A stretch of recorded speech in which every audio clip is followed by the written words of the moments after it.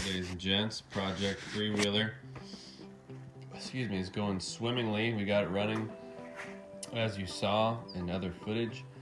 Excuse me, we're gonna have to start recording and start burping. And so far, so we got it running. I'm gonna show you the gas tank. That's actually the most recent thing I've done, but I tried to basically clean it out. What I have going here is making sure it's not leaking. Just watched a bunch of videos. First thing I did was I did BBs yesterday. Then I got some nuts and some chain. Really went to work on that rust surface. And then washed it out with Simple Green. Got everything kind of, basically all the water out of there. Filled it up with straight apple cider vinegar. First plug I had on it was leaking. So I had to flip it over and put another one on there, and it looks pretty good so far. The thing is right here, and yeah, right there. So the apple cider vinegar is. There's other people that use hydrochloric acid and muriatic acid. I didn't want to mess with any acid stuff. You can use toilet bowl cleaner, which is a stronger acid, but a lot of people use this, and it's just I'm gonna let it do whatever it can. Tomorrow I'm gonna get it out of there, put a mix of baking soda and water, neutralize the acid, get it sparkly, squeaky clean, spraying it out with water, and then dry it out as fast as I can. And I may or may not use the weed burner to help me with that. Get it just bone dry, and then I'll probably spritz some WD-40 around it. Not quite ready to install it because I did install this before. I just had water in it, and it has a slow drip through it when it's off, which isn't a big deal, but I do want to, since it's non-rebuildable, I suppose I could drill out those things and then drill something back in there, but I'm not going to do that. They have some available online, so I'll probably go ahead and then a brand new one, Honda part, is $56, so we'll see what I'll do. I'll probably try to get a quick one ordered from eBay or something, see if they're worth anything, and if I need to, I'll get the Honda one. The next thing I'm working on, and then of course after I get this tank done, got a, oops, sorry guys, getting used to the GoPro where I can just kind of sit it wherever. This is a 150 micron filter, and let me see if I suppose it'll let me know which way it's supposed to flow, if anything. Anyways, this is a 75 micron, this one. Sorry guys, this is terrible. Then, lastly, the very next thing I actually did to it when we started, after we had it running, was I tried to rebuild this again. I need to get a new rope, because the spring is actually decent. The rope is so stretched out where it doesn't want to end up where it should. I think at least, so. That, or I need to get a new spring or somehow load it differently. But the next thing I did is I wanted to see if the starter worked. So after a bunch of fiddling around, I hooked up the battery, had jumper cables to the vet, and kicked it off. The starter worked great. Came back here to the solenoid. I had a burnt fuse here, and then of course I didn't really know what's going on. I believe that's the regulator rectifier. So I went online and printed out a diagram, and it's spot on. And next thing I did is I went one by one and labeled everything once I discovered what it was, and we got the starter to start. So what's going on here is that this battery, this is directly from that fused power source back there. And this goes into the ignition switch, and then when you turn it on, it supplies power to this wire, which is back to the solenoid, to this wire, which is engine run CDI. It sure because it does, without that hooked up, it does, the switch does work, so I'm not quite sure what's going on there. And then the green wire, which is goes out to the lights and everything. And next thing I did, took apart the switch here, just kind of got it all lubed up, and then took me a while to figure out how this works. Because the light does work now too. You got to push this up to turn it off. Which you can kind of tell there's a little thing right there. So it works great. You just gotta, there's high beam, low beam, and then you gotta push it up to get it off. It took me forever to figure out what the heck how to do it. But yeah, it's looking good, man. I'm so flipping excited. Anyways, I had everything working, and of course right now I have no power hooked up, but I just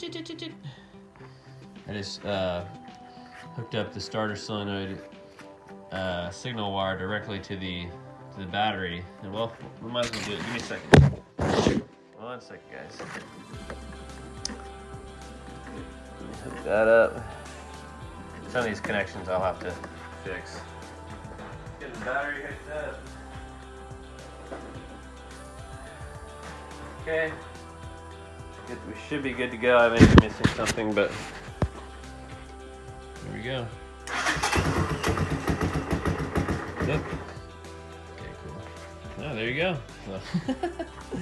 Yeah, so this still works even when it's not connected to the ignition. Oh, that's why, because this black wire jumps off of the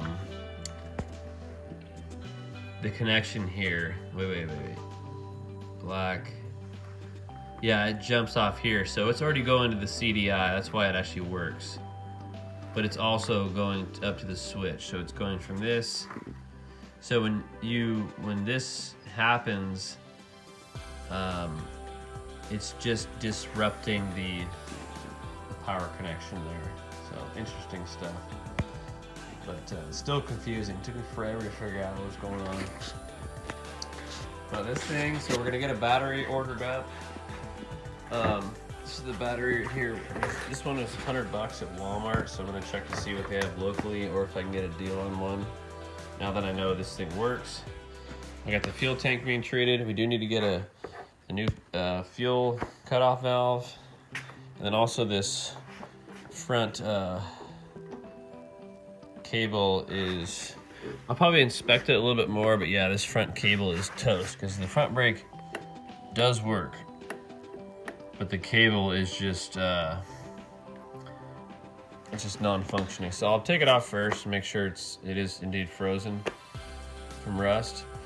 But then we'll have this front brake, and this thing at one time did have the parking brake because I saw it on the parts list, and then there's another adjustment here for the rear brake. So, but yeah, figuring this thing out, and then I still need to hook up the tail lights to see if this ball works. But yeah, we're so excited. So there it is, 1984 Honda ATC all-terrain cycle 200M. There you go.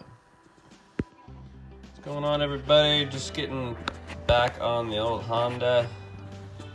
I should have put gas in it first, but it did not leak with water or vinegar in there, which is what I used to clean the rust.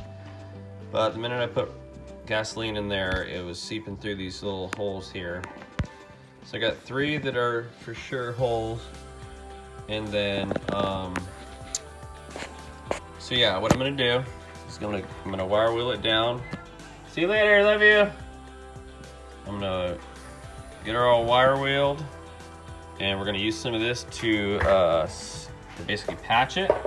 I'm gonna go over here and see if there's nothing really leaked over here. I had just some spots that I thought were a little soft, but this is a big rust area. And I got some paint to just touch it up when we're done. Got our new fuel petcock, which we'll film more later. Boom, right there, looking good. I haven't really made sure it fits yet. Here's our ignition switch, booyah, with the key, and our new front brake handle and front brake cable. This one is just completely rusted. Got our battery, so we are all ready for assembly. This is the last repair that needs to happen. All the parts are been ordered. We need to glue this taillight lens that's cracked. I was gonna buy one, but it just wasn't, we just don't need it. So, but, and then it's basically getting it all buttoned up and ready for the trail.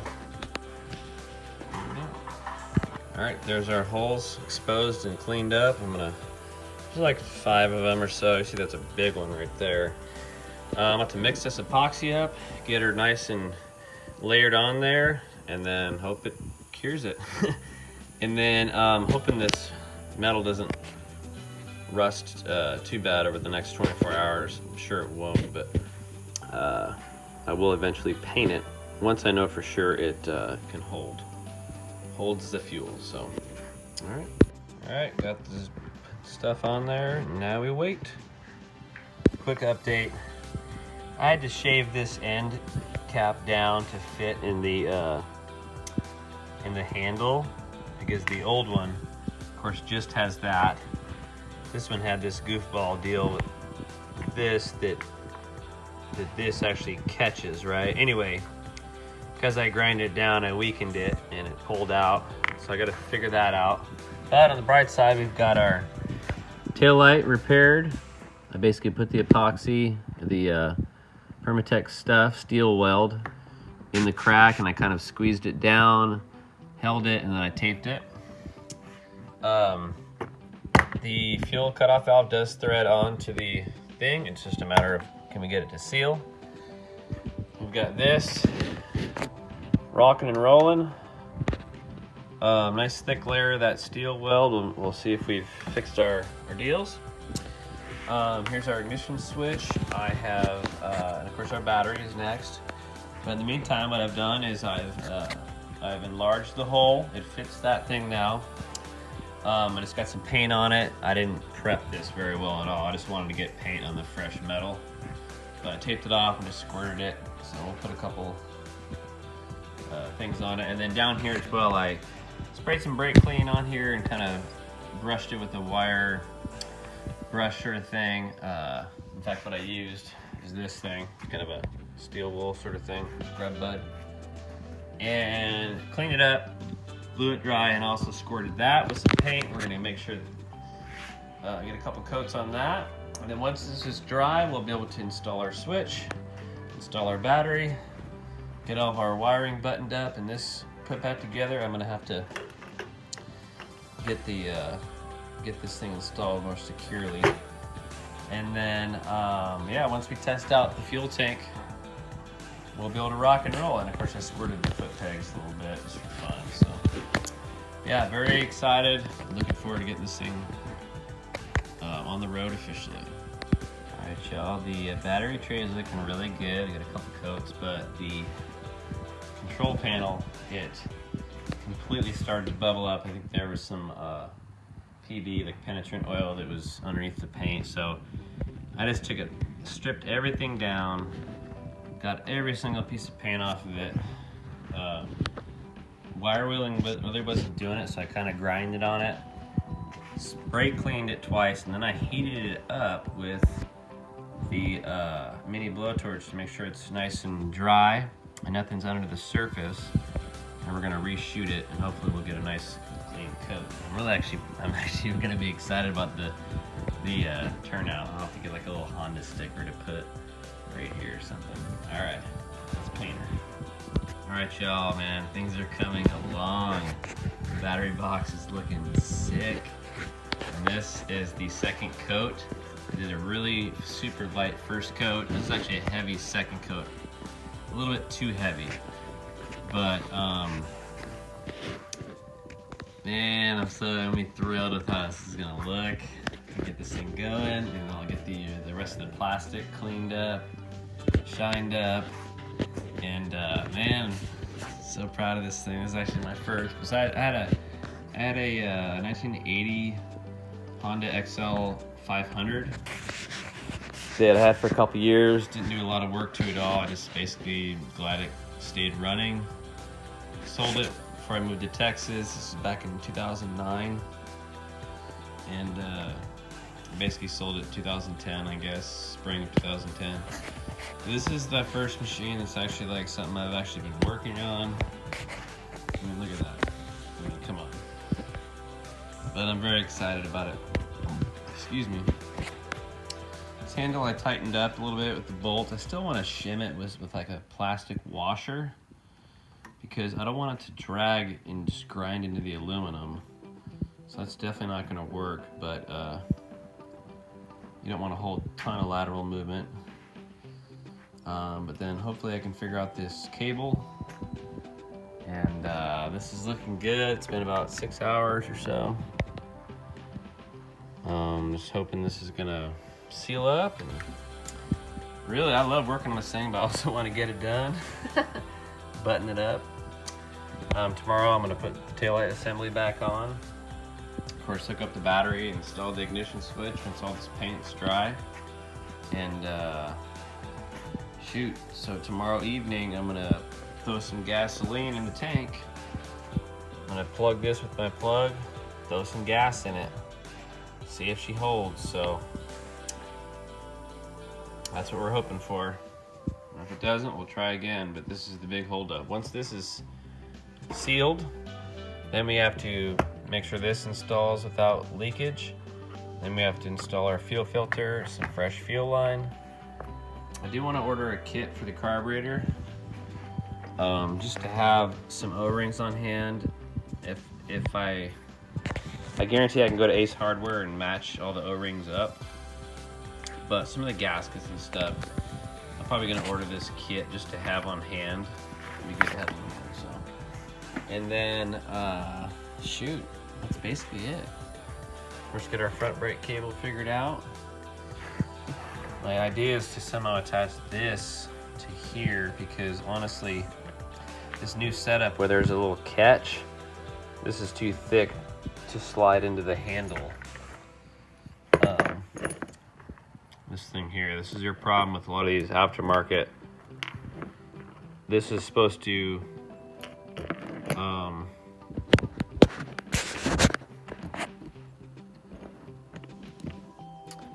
yeah, so anyway, that's supposed to go in there and then swivel around, and it's just too big. So it needs to be this thing. Anyway, you can see, boom, just like that.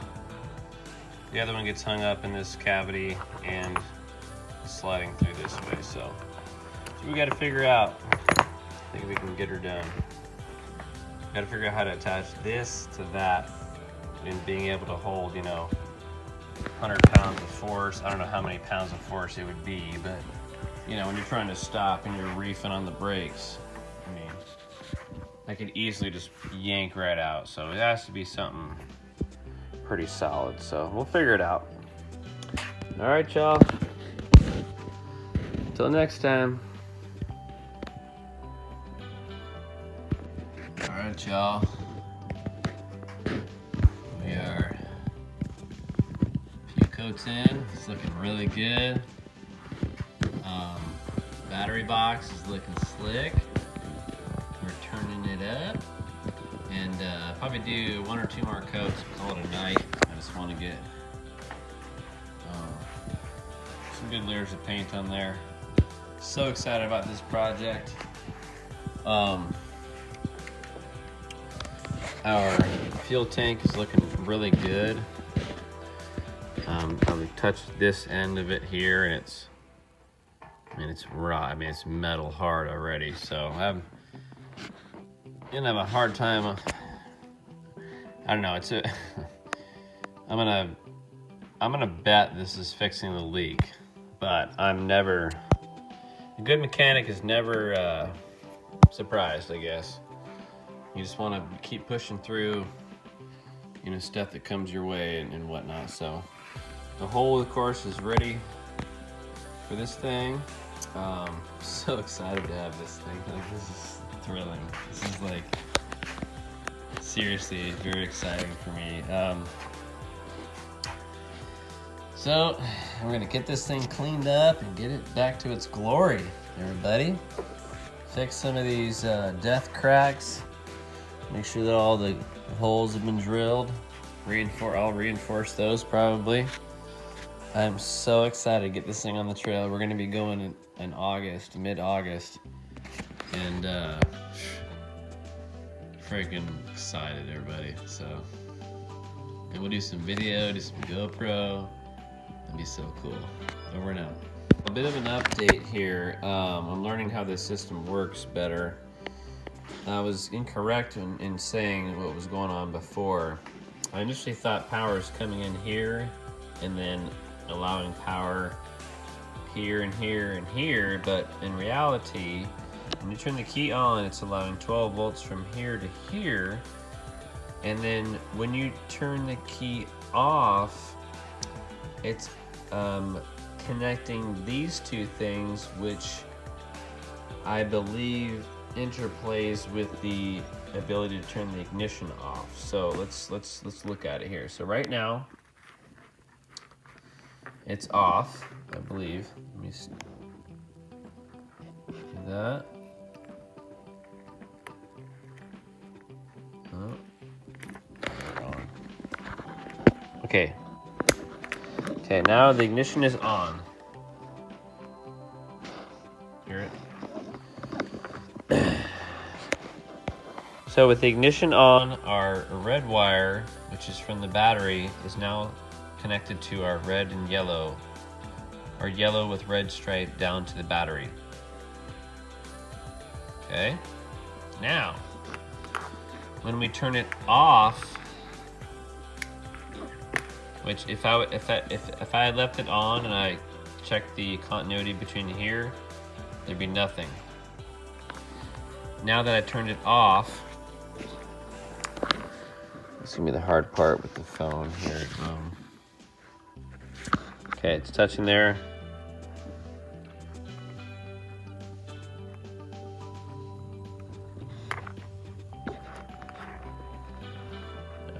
You gotta have a solid connection here, guys.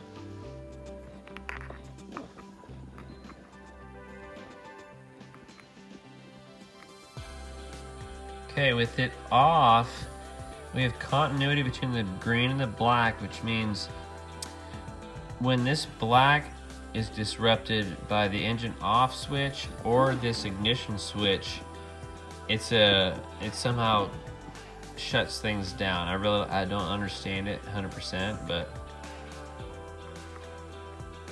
that's how it goes. So we'll see if it works. Hopefully it does. Okay, sorry. I'm assuming that's how the original system works. Based on the diagram.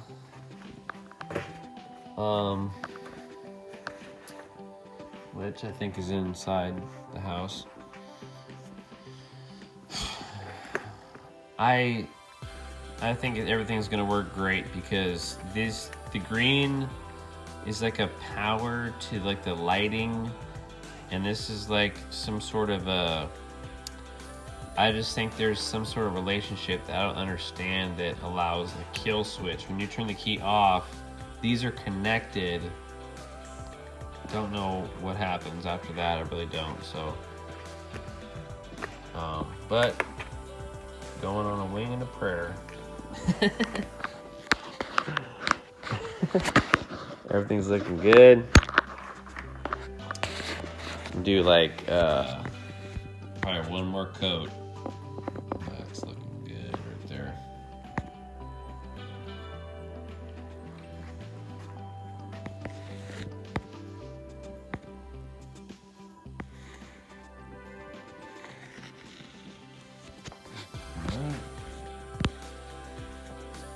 I was hoping the paint would double as a touch-up paint for the vet, but it's quite a bit brighter.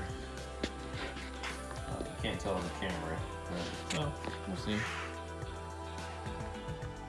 See you next time.